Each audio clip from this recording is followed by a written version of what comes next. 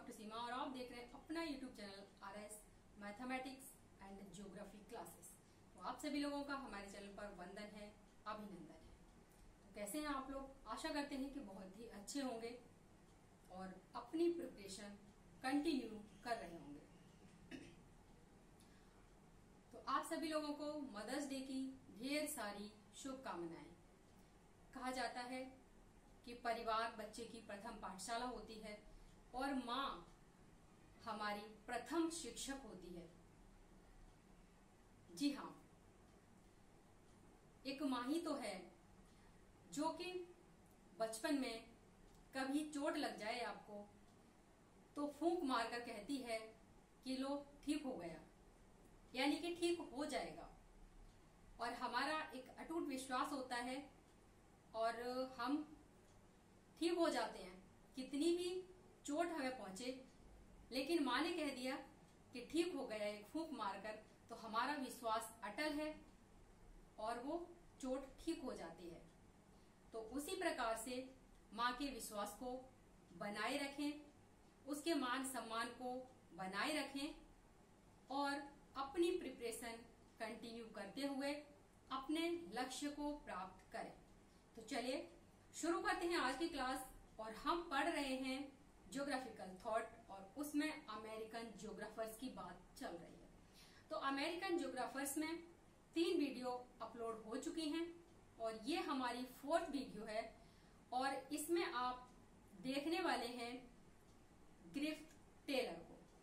Griffith Taylor महोदय ने जैसे कि प्रवास कटिबंध सिद्धांत उनका अति महत्वपूर्ण सिद्धांत रहा है और इसके अलावा नव निश्चयवाद के समर्थक रहे हैं। तो देखेंगे उनके बारे में और जानेंगे कि क्या क्या भूगोल के क्षेत्र में उनके योगदान रहे हैं। तो यदि आप हमारे चैनल पर फर्स्ट टाइम विजिट कर रहे हैं तो आप हमारे चैनल को सब्सक्राइब करना ना भूलें। तो चलिए शुरू करते हैं।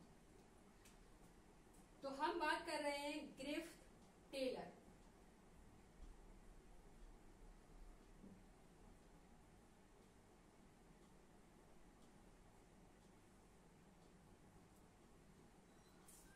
ग्रिफ्थ टेलर महोदय की बात करें तो इनका जन्म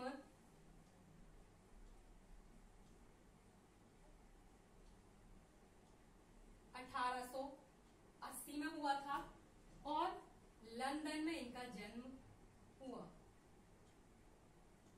अगर वहीं इनकी मृत्यु की बात करें तो ये 1963 में हुई। अगर देखा जाए तो इनके पिता खनन इंजीनियर थे। पिता के बारे में देखें, खनन इंजीनियर।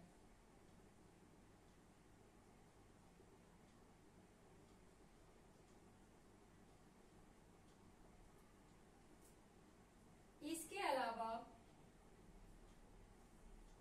अगर इनकी पुस्तकों की बात करें तो इन्होंने 40 से अधिक पुस्तकें, शोध लेख प्रस्तुत किए, यानी कि 40 पुस्तकें या उनसे अधिक जो शोध लेख हैं वो प्रकाशित किए हैं इन्होंने। तो पुस्तकों में हम देखें तो सबसे पहली पुस्तक कौन सी रही इनकी? तो सबसे पहली है ऑस्ट्रेलिया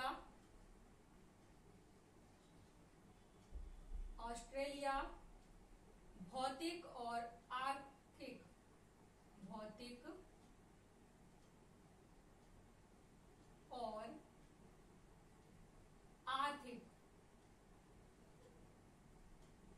ठीक है। नेक्स्ट इनकी जो सेकंड पुस्तक है उसकी बात करें तो ऑस्ट्रेलिया और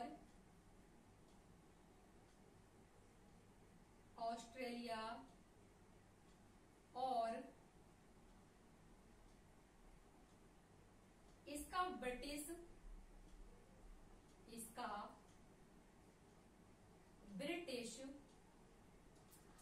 आदिवास पर प्रभाव, आदिवास पर प्रभाव। नेक्स्ट इन्होंने जो पुस्तक लिखी है वो है प्रजातीय भूगोल, प्रजातीय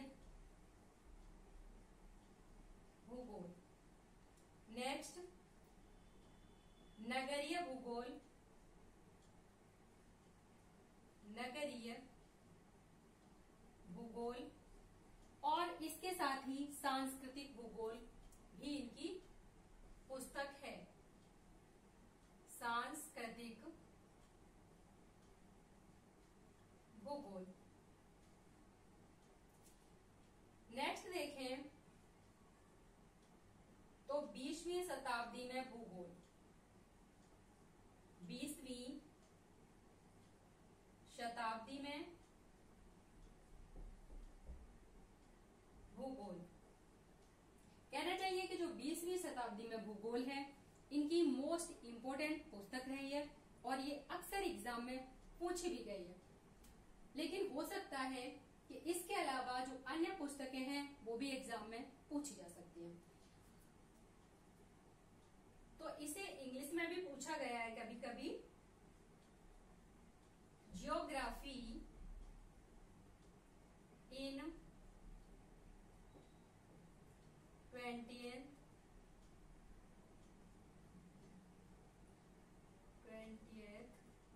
सेंचुरी। इसके अलावा आप लोग नोट कर सकते हैं और नोट करके एक दो बार रिवीजन करेंगे तो आराम से ये पुस्तकें लर्न हो जाती हैं। क्योंकि यूपीएससी या फिर आरपीएससी या फिर पीजीटी, यहाँ पर जो पुस्तकों के पूछने का क्रम है वो थोड़ा हाई लेवल का रहता है, यानी कि जो 20वीं शताब्दी में भूगोल है यह पुस्तक ना पूछकर कुछ नया यानी कि कुछ अलग भी पूछ सकता है। ठीक है, तो चलिए आगे देखते हैं।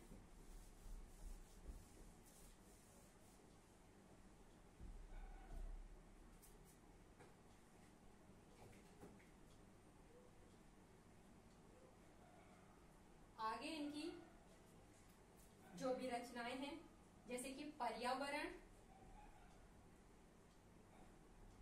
पर्यावरण, प्रजाति और प्रवास, और प्रवास, यह पुस्तक भी मोस्ट इंपोर्टेंट है।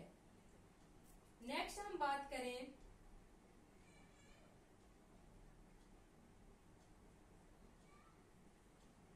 तो यह है जनसंख्या भूगोल पर निबंध, जनसंख्या भूगोल पर निबंध। नेक्स्ट कनाडा का पर्यावरण, कनाडा का पर्यावरण और इसका ब्रिटिश और फ्रांसीसी, और इसका ब्रिटिश और फ्रांसीसी अधिवास, अधिवास पर प्रभाव।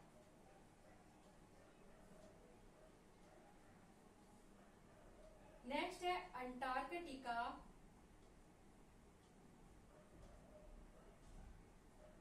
का, अंटार्कटिका की भौमिकीय संरचना,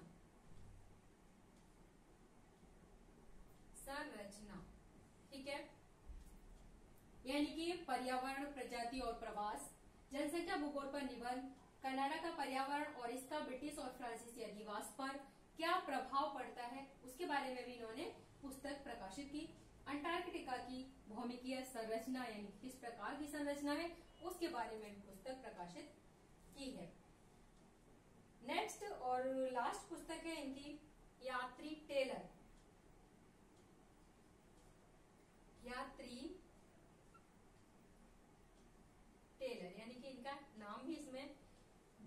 हुआ है या फिर जर्नीमैन टेलर। ठीक है, ये और इनकी एक पुस्तक है। इसके बाद में इनके बारे में कहा जाता है कि ये एक बहुआयामी भूगोलवेत्ता रहे हैं। कहने का तात्पर्य है कि बहुआयामी भूगोलवेत्ता का तात्पर्य है कि जो भूगोल की कई शाखाएं हैं तो उन सभी के बारे में इन्होंने चर्चा की है। केवल एक शाखा की नहीं, अनेक शाखाओं की इन्होंने चर्चा की है और इसी की वजह से इन्हें कहा जाता है बहुआयामी भूगोलवेत्ता। बहुआयामी भूगोलवेत्ता। क्वेश्चन पूछा भी जा सकता है कि इन भूगोलवेत्ताओं में से कौन सा भूगोलवेत्ता बहुआयामी भूगोलवेत्ता कहा जाता है, तो जिसमें कि टेलर का नाम हो सकता है। नेक्स्ट अगर हम इनकी बात करें तो इन्होंने किस किस क्षेत्र में योगदान दिया है भूगोल के, तो इन्होंने भौतिक भूगोल,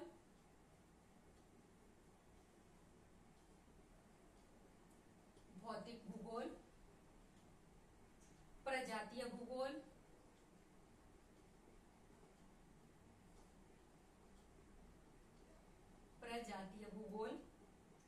सांस्कृतिक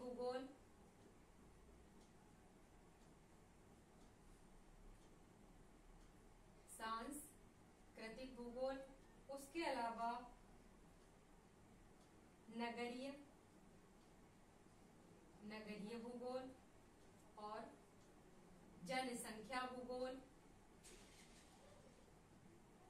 राजनीतिक भूगोल,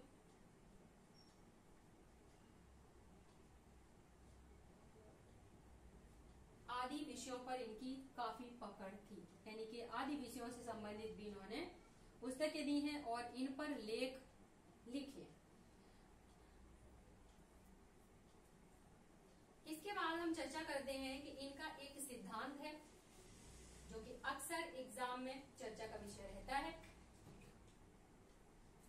तो नोट करें कि टेलर ने 1919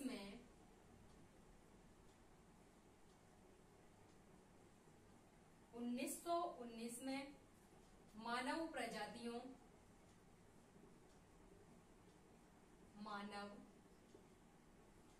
प्रजातियों के उद्भव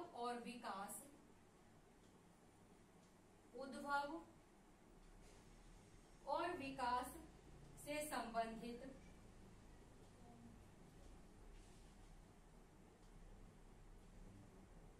एक सिद्धांत प्रस्तुत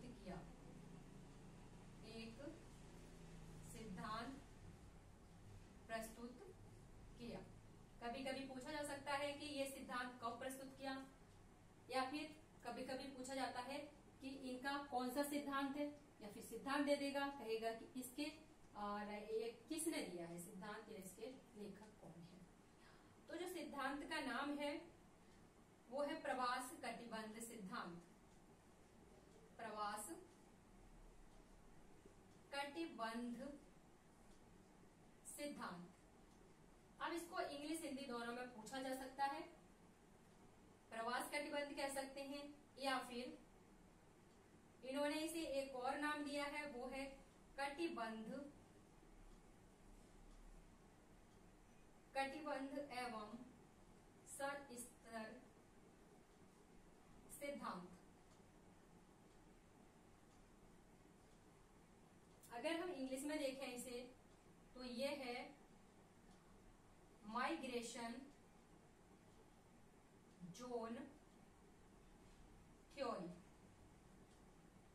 कभी कभी ऐसे भी पूछा जाता है कि माइग्रेशन जोन थ्योरी है वो किसने प्रतिपादित की, और या फिर वो इसका जो दूसरा नाम है उसे भी पूछ सकता है कि zone and strata. Zone and strata theory किसने दी है, तो आप बता सकते हैं कि टेलर मॉर्गन ने दी है। इसके दो नाम है और इंग्लिश हिंदी हमें दोनों में याद रखना है, क्योंकि कभी कभी इंग्लिश और कभी कभी हिंदी में पूछ लिया जाता है। और कंफ्यूजन सबसे ज्यादा जो हिंदी मीडियम के बच्चे हैं उन्हें इसमें ही कंफ्यूजन होता है और क्वेश्चन का आंसर हम गलत कर देते हैं। ठीक है, तो इसे ध्यान रखने की बात है। उसके अलावा टेलर महोदय को नव निश्चयवादी, यानी कि जो नव निश्चयवाद है,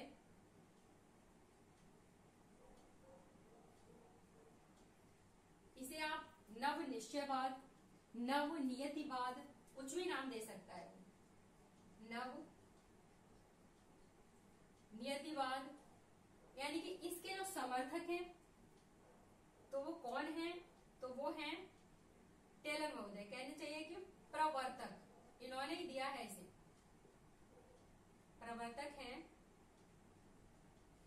टेलर महोदय। ठीक है, इसके अलावा अगर हम इसकी बात करें तो इसको इन्होंने एक और नाम दिया है, वैज्ञानिक निश्चयवाद। तो कभी कभी पूछ लेता है कि वैज्ञानिक निश्चयवाद किसने या फिर किस सिद्धांत को नाम प्रदान किया गया। तो नव निश्चयवाद है, उसी को आप क्या कह रहे हैं, उसी को कह रहे हैं वैज्ञानिक निश्चयवाद। या फिर यह भी पूछा जा सकता है कि वैज्ञानिक निश्चयवाद नाम जो दिया है वो किसने दिया है, तो वो दिया है टेलर महोदय ने। ठीक है, और इसके अलावा ठहरो और जाओ नियतिवाद, ठहरो और जाओ नियतिवाद, कहने का तात्पर्य है कि यह नवनिश्चयवाद कब आया। तो जो 3 शाखाएं हैं, निश्चयवाद, संभववाद और उसके बाद नवनिश्चयवाद, यानी कि जो निश्चयवाद था वो प्रकृति पर आधारित, यानी कि प्रकृति को सर्वोपरि माना गया था। उसमें संभववाद आया, उसने कहा मानवीय क्रियाकलाप सर्वोपरि है। लेकिन टेलर महोदय तीसरा बात लेकर आए, नवनिश्चयवाद, और उन्होंने कहा कि जो प्रकृति है और मानवीय क्रियाएं हैं वो अलग नहीं है, यानी कि एक दूसरे के बिना संभव नहीं है। तो इन्होंने दोनों का मिला जुला रूप जो प्रस्तुत किया है उसी को नवनिश्चयवाद नाम दिया गया। तो इसे आप देख सकते हैं कि वैज्ञानिक निश्चयवाद या फिर ठहरो और जाओ नियतिवाद, इसी को इन्होंने कहा है। ठीक है, तो इसके बाद हम और देखते हैं कि इनका और क्या योगदान रहा। तो इन्होंने प्रजातियों से संबंधित जो बातें की हैं, जो उसको हम थोड़ा देखने का प्रयास करेंगे। तो इन्होंने जो प्रवास कटिबंध सिद्धांत था उसमें भी 7 प्रजातियों की बात की थी, और उसके अलावा 1921 में इन्होंने कपाल सूचकांक के आधार पर जो प्रजातियां हैं उनका वर्गीकरण भी दिया था। यानी कि वर्गीकरण की बात करें तो 1921, और यदि इनके उद्भव की बात करें प्रजातियों के तो 1919, ये आपको याद रखना है। तो 1921 में कपाल सूचकांक, कपाल सूचकांक के आधार पर प्रजातियों का वर्गीकरण इन्होंने दिया। तो प्रजातियों का जो वर्गीकरण दिया उसमें इन्होंने 7 प्रजाति बताई।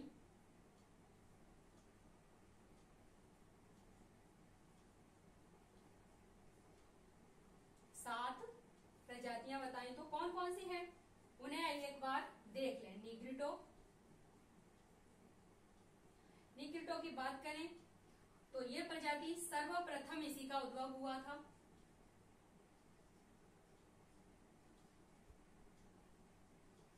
ठीक है, नेक्स्ट सेकंड है तो वो है नीग्रो। नेक्स्ट है ऑस्ट्रेलाइड।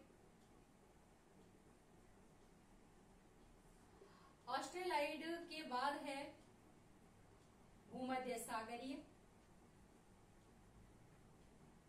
भूमध्य सागरीय। नेक्स्ट है नार्डिक, और नेक्स्ट है अल्पाइन,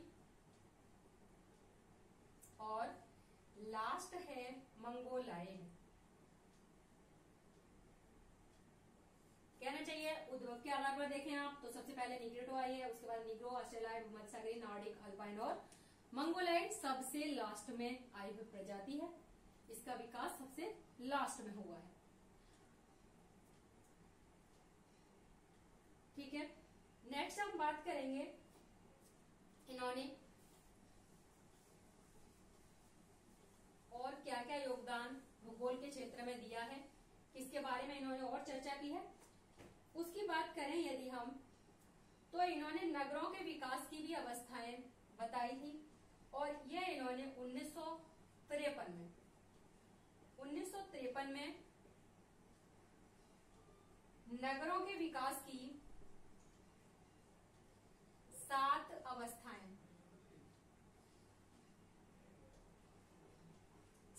अवस्थाएं इन्होंने दी हैं। यानी कि जो नगरों के विकास की अवस्थाएं हैं वो कब इन्होंने दी, तो 1953। कितनी थी, तो 7 थी। यहां से भी क्वेश्चन बनता है। और कौन कौन सी थी उन्हें देखें हम, तो सबसे पहली थी पूर्व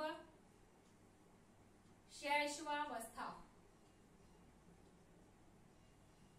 ठीक है, पूर्व शैशवावस्था, और यानी कि ये प्रथम हो गई।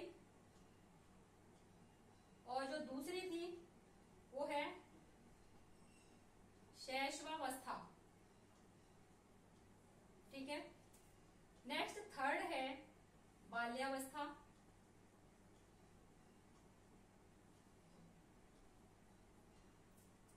और उसके बाद आती है किशोरावस्था।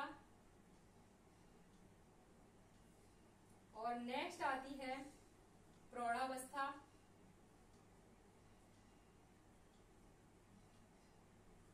और नेक्स्ट है उत्तर प्रौढ़ावस्था। और इसके अलावा लास्ट है वृद्धावस्था। ठीक है, 7 अवस्थाएं इन्होंने दी थी। पूर्व शैशवावस्था, बाल्यावस्था, किशोरावस्था, प्रौढ़ावस्था, उत्तर प्रौढ़ावस्था और वृद्धावस्था। तो इनका कहने का तात्पर्य था कि जो पहली अवस्था है उसमें सड़क के किनारे कुछ मकाने और दुकानें पाई गई।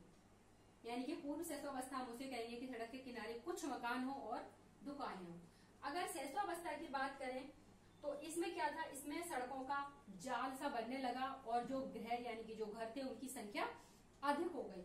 नेक्स्ट हम बात कर रहे हैं बाल्यावस्था की। तो बाल्यावस्था में विभिन्न कार्यात्मक क्षेत्रों की बात इन्होंने की। उसके अलावा यदि हम किशोरावस्था को देखें तो यहाँ पर नगर का बाहर यानी कि बाह्य विस्तार हो गया और जो आवासीय भवनों में विविधता आने लगी, यानी कि भिन्न प्रकार के अनेकों प्रकार के भवन दिखाई दिए। उसके बाद में इन्होंने कहा कि प्रौढ़ावस्था क्या है, तो प्रौढ़ावस्था इन्होंने कहा कि पूर्ण विकसित अवस्था है। इसे आप लिख भी सकते हैं कि पूर्ण विकसित अवस्था है, विकसित अवस्था है। क्वेश्चन यहां से बन सकता है। यानी कि पूर्ण विकसित अवस्था कौन सी बताई थी, किसने, टेलर महोदय ने, तो बताई थी प्रौढ़ावस्था, जो कि पूर्ण विकसित अवस्था है। लेकिन अगर विकास की चरम अवस्था बताया जाए तो यह है विकास की चरम अवस्था। विकास की चरम अवस्था उत्तर प्रौढ़ावस्था को कहा गया। तो क्वेश्चन यहां से भी बन सकता है। वृद्धावस्था की हम बात करें तो वृद्धावस्था अंतिम और पतन की अवस्था, यानी कि पतन की अवस्था कौन सी है, तो अंतिम और पतन की अवस्था इसे कहा गया। इसके अलावा इन्होंने 1-2 ग्राफ और बताए थे, तो उनके बारे में भी चर्चा कर ही लेते हैं। आप लोग इसे एक बार नोट कर सकते हैं। ठीक है,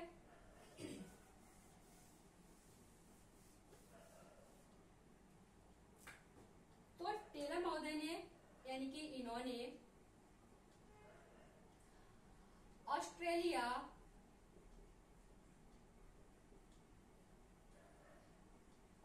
की मौसमी दशाओं को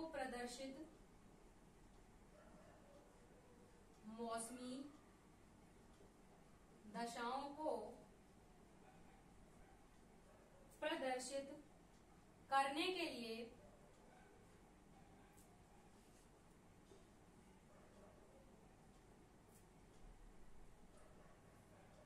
दो नवीन रेखा चित्रों को बताया, यानी कि रेखा चित्र या ग्राफों को बताया। अब ये मौसम दशाओं को प्रदर्शित करने वाले कौन से दो ग्राफ हैं, तो जो आप देख सकते हैं, एक तो होता है क्लाइमोग्राफ और एक होता है हीदर ग्राफ। तो क्लाइमोग्राफ और हीदर ग्राफ की ही बात इन्होंने की। क्लाइमोग्राफ और दूसरा हीदर ग्राफ। अगर हम क्लाइमोग्राफ की बात करें तो ये किसी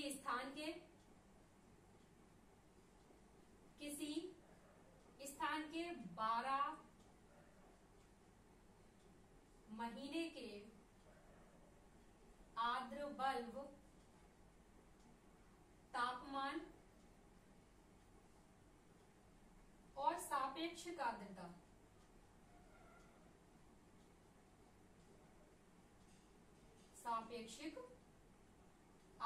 को प्रदर्शित करेगा।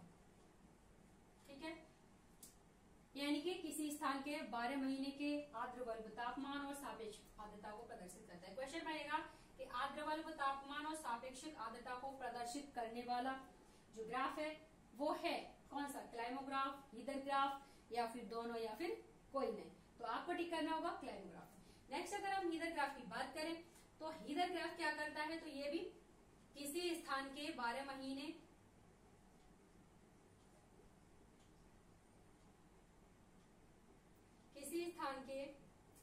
औसत तापक्रम जो 12 महीने का है, औसत तापक्रम और वर्षा की मात्रा को बहुभुज के रूप में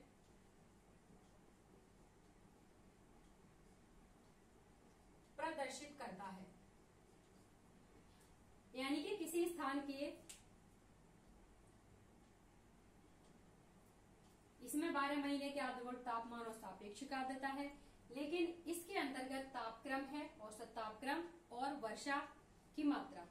तो इस प्रकार से इन्होंने क्लाइमोग्राफ और हीदर ग्राफ, क्वेश्चन ये भी पूछा जाता है कि क्लाइमोग्राफ और हीदर ग्राफ किसने दिया, तो सबसे पहले इन्होंने ही दिया, ग्रिफ्ट टेलर महोदय ने।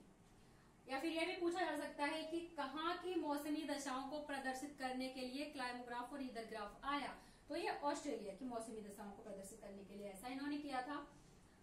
और आज की क्लास में बस इतना ही, जो कि आपने देखा, टेलर महोदय के बारे में विस्तार से जानकारी दी। और मिलते हैं नेक्स्ट क्लास में, तब तक के लिए नमस्कार, धन्यवाद, जय हिंद।